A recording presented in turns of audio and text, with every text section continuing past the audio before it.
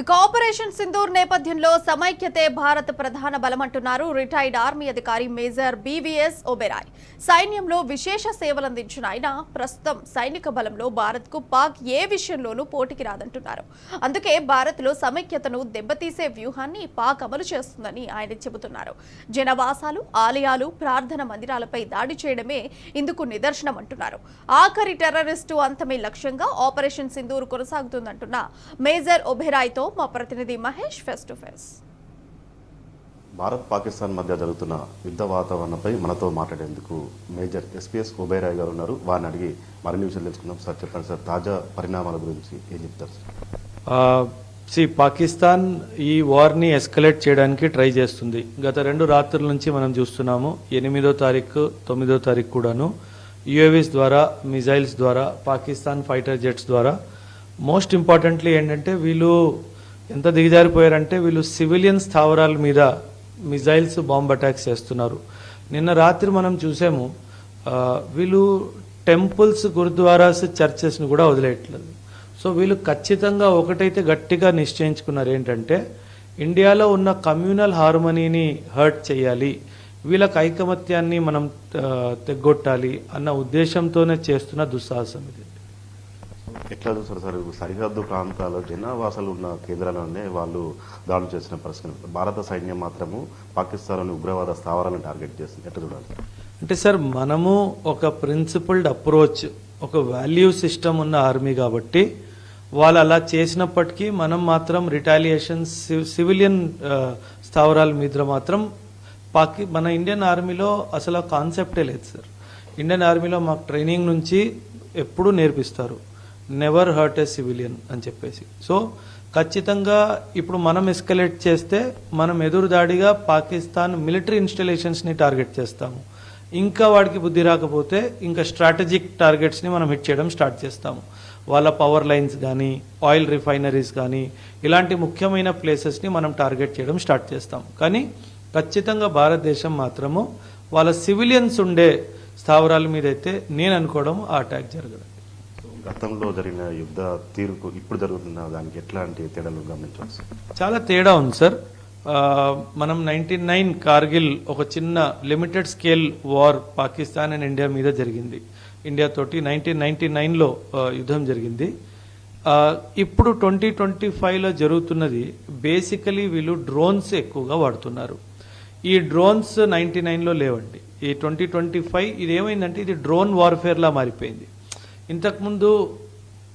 ఇంతకుముందు వార్ అంటే ఏంటి?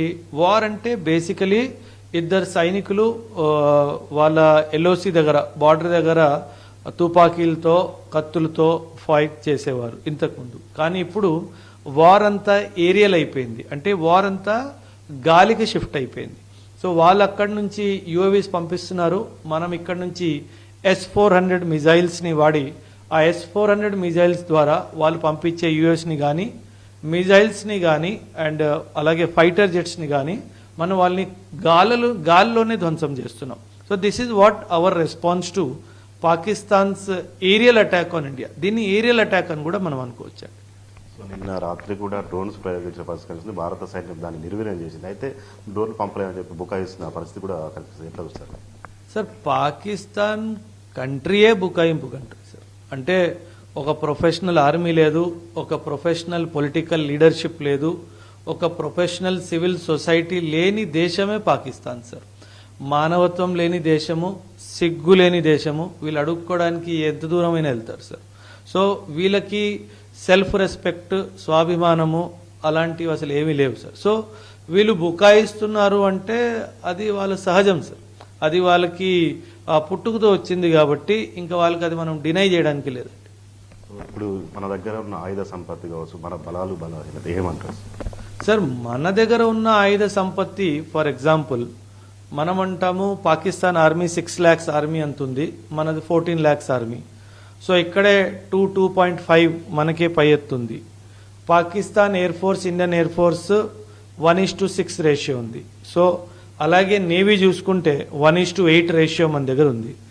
అసలు సార్ పాకిస్తాన్ ఆర్మీకి మన ఆర్మీ, ఎయిర్ ఫోర్స్, నేవీకి కంపారిజన్ చేయడమే తప్పు సార్. కంపారిజనే లేదు. ఆ ప్రొఫెషనలిజంలో కానీ, ఎక్విప్మెంట్ ప్రొఫైల్లో కానీ ఒక ప్రొఫెషనల్ తీరుగా ఒక ప్రాబ్లమ్ని సాల్వ్ చేయడంలో కానీ అసలు కంపారిజనే లేదు. కాబట్టి అసలు పాకిస్తాన్ని మనము మన మిలిటరీ క్యాల్కులేషన్స్లో ఒక ఎనిమీగానే అసలు భావించాము సార్. ఎందుకంటే ఆ కెపాసిటీ లేదు. ఎవరైతే ఎక్స్పర్ట్స్ ఉంటారో వాళ్ళు నేషనల్ పవర్ అనే పదం వాడతారు సార్. ఈ నేషనల్ పవర్లో ఎకనామిక్ పవర్, పొలిటికల్ పవర్, అదేవిధంగా డిప్లొమాటిక్ పవర్, మిలిటరీ పవర్, ఈ 4-5 విషయాలు కలిపి నేషనల్ పవర్ అవుతుందండి. ఆ నేషనల్ పవర్ పాకిస్తాన్కి ఇండియాకి అసలు కంపారిజన్ చేయడం అన్నది మూర్ఖత్వం. అసలు లేదండి, అక్కడ అసలు లేదు. భారత సైన్యం ఉగ్రవాద స్థావరాలను మట్టుబెట్టింది, ఉగ్రవాదాలను అంతం చేసింది. అయితే ఉగ్రవాదుల అంత్యక్రియలు అధికార లాంఛనంతో చేశారు. అక్కడ ఆర్మీ కూడా పార్టిసిపేట్ చేసిన పరిస్థితి ఎట్లా సార్? అంటే ఇంక సిగ్గులేని కంట్రీకి ఏం మాట్లాడతాం సార్? ఒక టెర్రరిస్ట్ చనిపోతే అక్కడ ఆర్మీ ఉన్నత అధికారి వెళ్ళి తను దాన్ని రెస్పెక్ట్ ఇస్తున్నాడు అంటే పాకిస్తాన్ చాలా క్లియర్గా we are a terrorist state, we are a terrorist sponsoring state, we are a state who creates terrorist in the world అని చెప్పి వరల్డ్కి తానంత తనే చెప్పుకుంది సార్. మనం ఇంకెక్కడ చెప్పాల్సిన అవసరం లేదు. అంటే ఇంతకు ముందు వరకు మనము యునైటెడ్ నేషన్స్ సెక్యూరిటీ కౌన్సిల్ ఫోరంలో కానీ, ఐఎంఎఫ్ ముందు కానీ అండ్ ఇంటర్నేషనల్ ప్లాట్ఫామ్స్లో Pakistan is a terrorist state అని ప్రూవ్ చేయాల్సిన అవసరం వచ్చేది. ఈ వార్ తర్వాత ప్రూవ్ చేయాల్సిన అవసరం లేకుండా వాళ్ళే మనకు అనుకూలంగా అన్నీ ఓపెన్గా చెప్పేస్తున్నారు. పాకిస్తాన్ ఐఎంఎఫ్ నుంచి కూడా ఫండ్ కోరుతున్నట్టు తెలుస్తుంది, ఓకే అయినట్టు కూడా తెలుసు. దీని గురించి ఏం చెప్తారు సార్? ఐఎంఎఫ్ని అమెరికా చాలా కంట్రోల్ చేస్తుంది సార్. ఐఎంఎఫ్ ఈ పరిస్థితిలో కూడా పాకిస్తాన్కి డబ్బులు ఇచ్చింది అంటే ఖచ్చితంగా దీనికి అమెరికా సహమతి ఇచ్చింది. అందుకే ఆ డబ్బు పాకిస్తాన్కి వెళ్ళింది సార్. సో ఈ యుద్ధంలో కనిపించకపోయినా సరే అమెరికా పాకిస్తాన్ వెనక్కుంది అన్న విషయాన్ని మనం గుర్తించాలి, గమనించాలి. మన స్ట్రాటజీలో దాన్ని క్యాల్కులేషన్స్లో తీసుకోవాలి. మనం అంటున్నాము చైనా సపోర్ట్ చేస్తుంది, టర్కీ సపోర్ట్ చేస్తుంది, ఇరాన్ సపోర్ట్ చేస్తుంది అంటున్నాము. కానీ ఎవ్వరూ అమెరికా సపోర్ట్ చేస్తుంది అని అనట్లేదు. ఇది చాలా పెద్ద తప్పు మనం చేస్తున్నాము. ఖచ్చితంగా అమెరికా సపోర్ట్ కూడా పాకిస్తాన్కి ఉంది.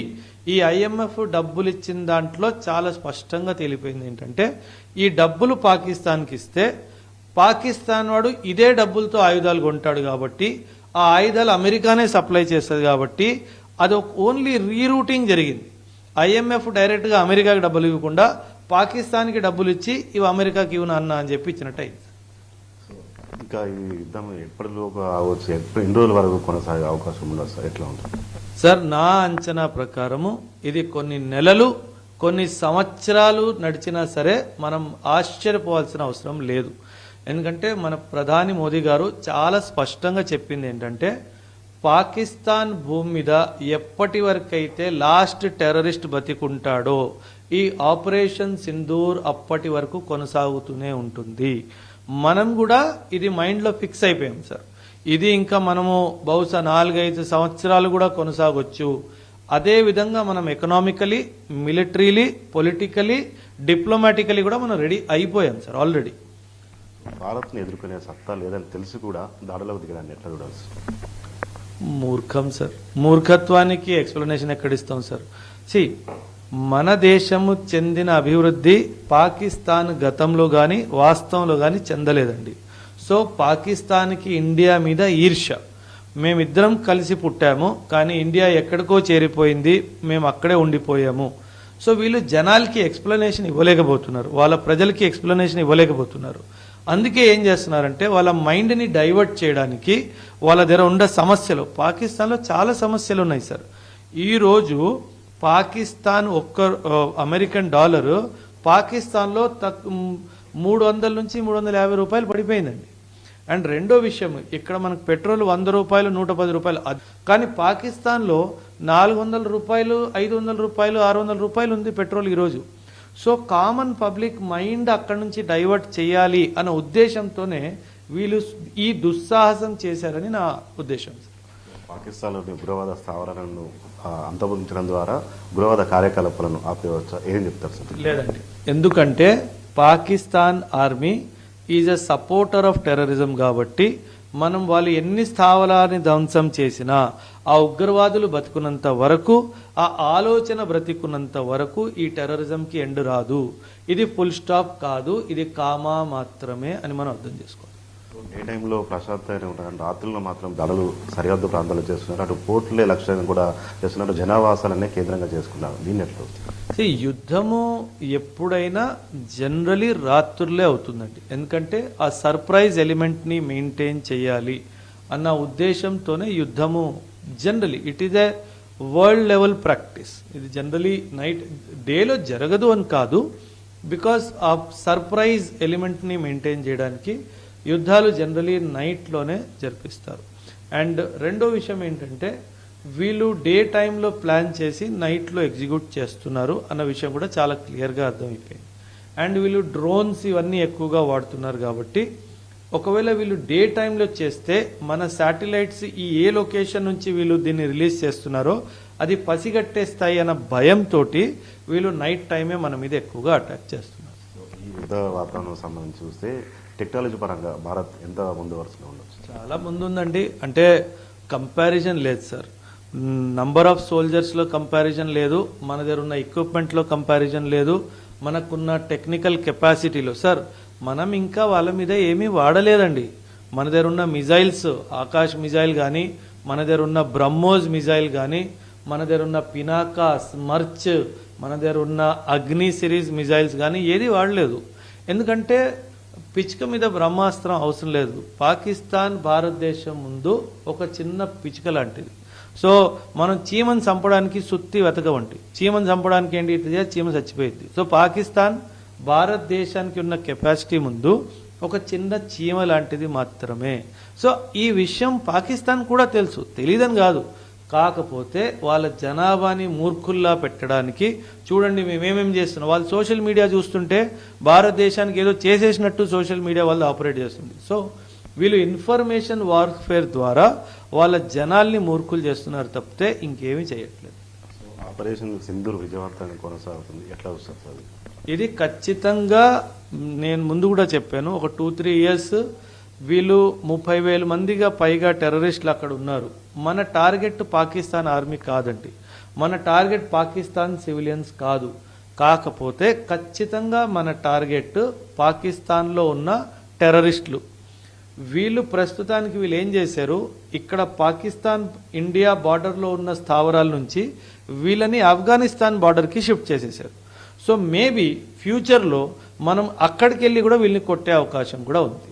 అండ్ మనకి ఖచ్చితంగా నాకు తెలిసినంత వరకు నేను చెప్తున్నాను, ఖచ్చితంగా ఆఫ్ఘనిస్తాన్ కూడా మనకి ఖచ్చితంగా సపోర్ట్ చేస్తుంది. సో మనము ఏ విధంగా కూడా భయపడాల్సిన అవసరం లేదు.